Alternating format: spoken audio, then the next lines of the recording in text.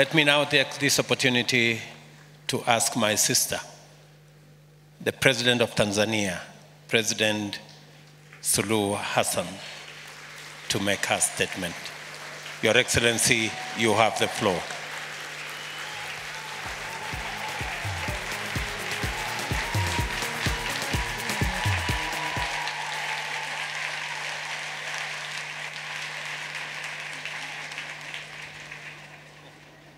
Your Excellency, President William Ruto, President of the Republic of Kenya and Chair of the African Committee of Heads of State and Government on Climate Change, Excellencies, Heads of State and Governments, distinguished delegates, ladies and gentlemen. Mr. President, thank you very much for being a gracious host of this August Assembly that sets the tone of Africa's growth now and the future. I thank the government and the people of Kenya for the excellent preparation of the summit and the warm reception accorded to me and my delegation. The convening of this important summit is both timely and opportune, as the theme, driving green growth and climate finance solution for Africa and the world, is quite befitting, especially now ahead of COP28, where parties will take stock of our efforts to address the climate crisis and commitment to address both climate crisis in the context of the Paris Agreement and the Climate Convention itself.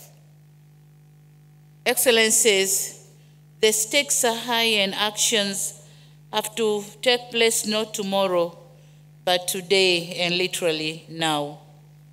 As Africans, we have no choice but to seize the moment to capitalize on its potential to offer solutions to green growth and decarbonization, and while creating resilience to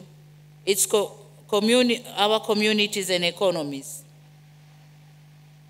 We can no longer afford to address economic development, climate change, and African poverty burden in isolation. The interplay between development and climate change is undeniable, and this interlink demand integrated and coherent solution that will provide opportunity for socio-economic development of Africa. Excellencies, while the continent is highly impacted by the changing climate, it is nevertheless holding the key to solving the climate challenge.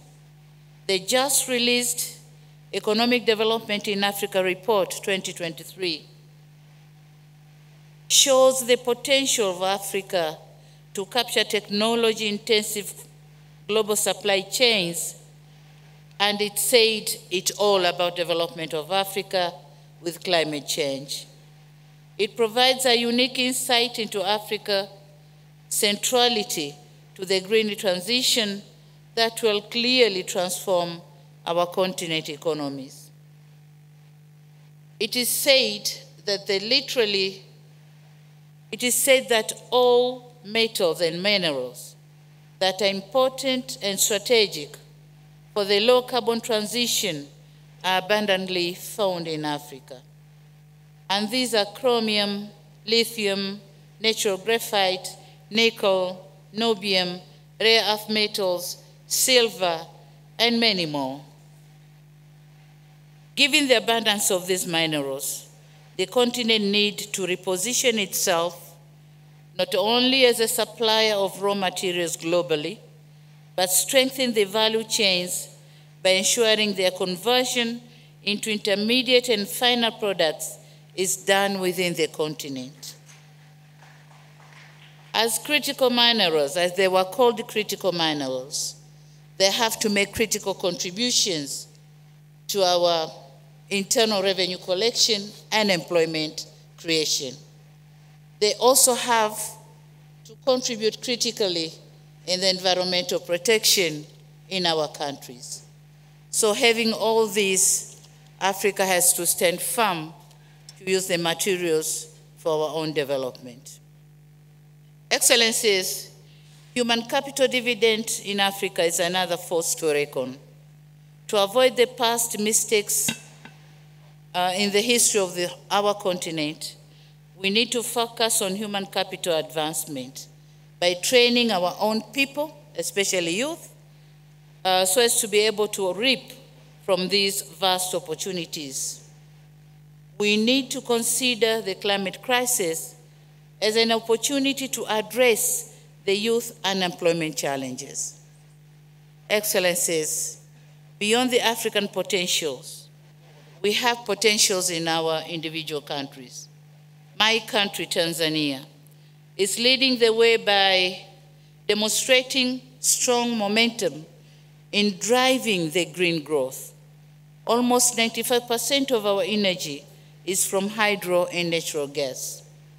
We are also leading in nature conservation with almost 38% of our land mass under conservation in various regimes. We are also committed in nurturing the ecosystems that hold the promise of creating thousands of new jobs and unlimited national economic and global benefits.